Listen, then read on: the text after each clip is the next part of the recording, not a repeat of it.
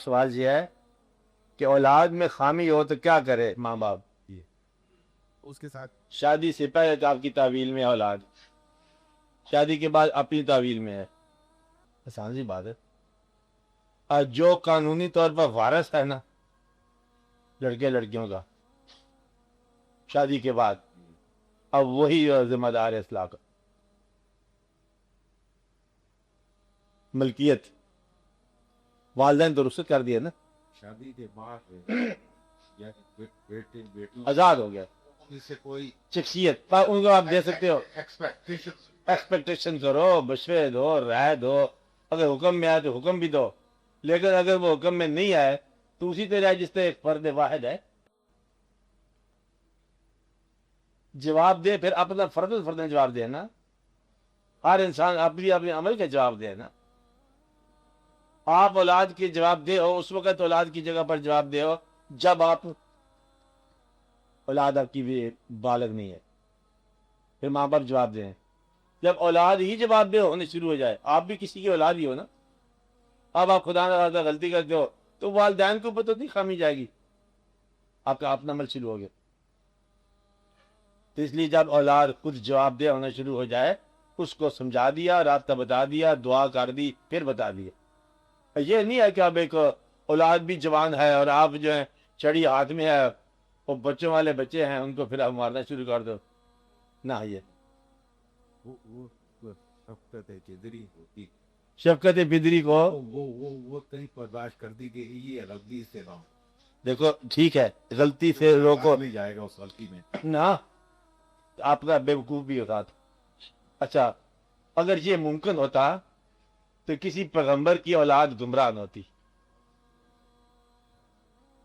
آپ بار بار کہتے ہو کہ نوح علیہ السلام کا بیٹا ان کی ایمان سے باہر تھا، اگر یہ ہوتا اجازت ہوتی تو پیغمبر کو بچے گمراہ ہو سکتے ہیں، اڑا کے رکھتے گولی مار دیتے، لیکن اللہ کا یہ ہوگا نہیں وہ تم میں سے نہیں ہے۔ یہی بتانے کے لیے آپ کے سوال کے لیے کہ نیک ماں باپ کے ہاں بری اولاد ہو سکتی ہے، اور بری اولاد کو گولی نہیں مار دینی۔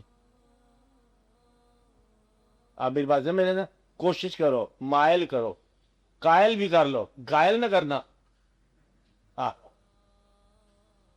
بھائی یہ ہے قصہ، اولاد کی دعائیں کرو۔ آپ نماز میں بار بار پڑھتے ہو کہ ومن ذریتی، اس وقت اللہ سے کہو کہ اس کا مفہوم یہ ہے، میرا مطلب یہ ہے کہ میری اولاد جو ہے وہ نیک ہو جائے۔ آپ بات سمجھ رہے نا؟ دعا کے لیے سامان کرو، تو اولاد کو پریشان نہ کرو، گستاخ نہ بناؤ۔ عام طور پر لوگ کرتے ہیں ڈسپلن زیادہ کرنے کے لیے۔ دیکھو اولاد جو ہے نا، میں نے پہلے بھی بتایا، ماں باپ کے اختیار میں ہوتی ہے چند گھنٹے، ایک آدھ گھنٹہ، باقی وہ ہوتی ہے ٹیلی ویژن کے اختیار میں، وی سی آر کی زد میں، سماج کی زد میں، اخبار کی زد میں، معاشرے کی زد میں، اپنے کاروبار کی زد میں۔ تو جو آپ کا علم ہے وہ وہاں نہیں رائج ہوتا، وہ بیچاری اولاد کو سمجھ نہیں آتی کہ آپ کیا کہہ رہے ہیں، آپ کون سے زمانے کی بات کر رہے ہیں۔ آپ بات سمجھ رہے ہیں نا؟ اس لیے اولاد کے جو ہے نا وہ سکھانے والے استاد وہ بے شمار ہیں، آپ کے علاوہ بھی، وہ سارے آپ کے علاوہ ہیں۔ اس لیے اولاد کو عام طور پر ایک اور بات ہے، یہ ایک بڑا عظیم قول ہے کہ اولاد کو اپنے زمانے کا علم نہ دینا، کیونکہ اولاد نے اپنا زمانہ گزارنا۔ تم اولاد کو گلستان بوستان پڑھا دو نہ، اب اولاد جو کچھ پڑھ رہی ہے ٹھیک پڑھ رہی ہے، کیونکہ اور تو میں نے دیکھا یہ اولاد پیدا ہوتی ہے ان کے زمانے میں ٹیلی ویژن ہوگا، آپ کی زندگی میں کہیں آیا ٹیلی ویژن، آپ نے سیدھا بھی بعد میں۔ آپ بات رہے نا، یہ اس لیے ان کی ٹریننگ اور ہے، آپ کی ٹریننگ اور ہے۔ آپ کے ہاں سکول جو ہے وہ مسجد میں تعلیم ہوتی تھی آپ کے ہاں، اور آپ کی اولاد آپ نے داخل کرائی ہے انگلش میڈیم میں، ضروری بات، ان کو اعلیٰ تعلیم دیا نا، تو اعلیٰ تعلیم نے ان کو ادنا بنا دیا، تو یہ وجہ ہے فرق کی۔ اب آپ اس کے لیے دعا کرو اور پریشان ہونے کی کوئی بات نہ کرو۔ اولاد ٹھیک ہے آپ کی، تھوڑی سی غلط بھی ٹھیک ہے، آپ ایسے میں ان کی اور دن ہے اور ایام ہے، سائنس کا زمانہ اور ہے ان کا، ان کے طریقے اور ہیں۔ آپ کے یہاں تو بل نہیں ہوتے تھے بجلی کے، یہ پیسے لے لو مسجد میں تیل کا استعمال کر دینا، تو آپ کیا کہیں گے مولوی صاحب کو وی سی آر کے پیسے دے آؤ؟ مولوی صاحب بھی تو کرتے ہیں نا یہ کاروبار، نہیں کرتے؟ یہ ضرور کرتے ہیں۔ یہ جب پہلی دفعہ انڈیا کے فلم لگا آپ کے ٹیلی ویژن لاہور میں، تو بے شمار لوگوں نے ڈرائیوری راستے پہ روک دی۔ رمضان شریف کی کوئی تاریخ تھی، کتنے مولوی صاحب بیمار ہو گئے تھے کہ راستے میں مطلب کوئی لگنی تھی فلم کوئی ہندوستان سے، پہلے او پنڈی سے لوگ آ گئے تھے، یاد ہے آپ کو؟ آپ کو تو یاد ہے پنڈی سے باقی شہروں سے لوگ آ کے مہمان آئے ہوئے ہیں کہ ہندوستان سے کوئی فلم آنی ہے، کہ پاگل ہوئے ساری قوم، کہتے تھے شہر خالی ہو گئے تھے بازار، رمضان شریف کا مہینہ ہے، تراویح کا وقت، وہ تراویح مسجدیں خالی ہوگی۔ یہ ہے آپ کا معاشرہ۔ اس معاشرے میں جو ہیرو ہے آپ کا وہ فلم لائن کا ہے، ٹیلی ویژن کا ہیرو ہے۔ آپ کے زمانے میں مولوی صاحب ہیرو ہوتے تھے، اب وہ زمانہ نہیں رہا۔ اس لیے کچھ زمانے پر آنسو بہاؤ، کچھ اپنی بے بسی پر رونا شروع کرو کہ آپ بے بس ہو گئے ہیں، کچھ اللہ تعالیٰ کے ہاں رجوع کرو، یا رب العالمین یہ تو ڈاؤن دا ہل چل پڑے لوگ، ان کو بچا دو، اگر تیری رحمت سہارا نہ دے گی تو یہ تو تباہ ہو جائے گی قوم، اور قوم تباہی کی طرف چل پڑی ہے۔ اور نیک آدمی کا مذاق اڑانا شروع ہو گئے، کچھ عرصے کے بعد نیک مقامات کو بھی اڑا دیں گے یہ، آپ بات سمجھ رہے ہیں؟ اس لیے یہ خطرہ جو ہے نا، اور پھر ذمہ داری آپ کی ہوگی کہ آپ جاگے نہیں ہو، آپ روئے نہیں ہو، آپ نے دعا نہیں کی، آپ بات سمجھ رہے ہیں؟ آپ غریب آدمی تھے، جب مال ہوا تب بھی غریب کے غریب رہے، یعنی کہ غریب ہونے کا اندیشہ رہا، پھر پہلے غریب ایکچوئل تھے، پھر مال مل گیا، خرچ کرنے کی توفیق نہیں ہوئی ہے اس کام کے لیے کہیں غریب نہ ہو جاؤں، پھر لہٰذا پیسہ حاصل کرنے کے باوجود بھی اس افادیت سے محروم رہے ہم۔ اب آپ سمجھ رہے ہیں؟ یہ دقت ہے آپ کی۔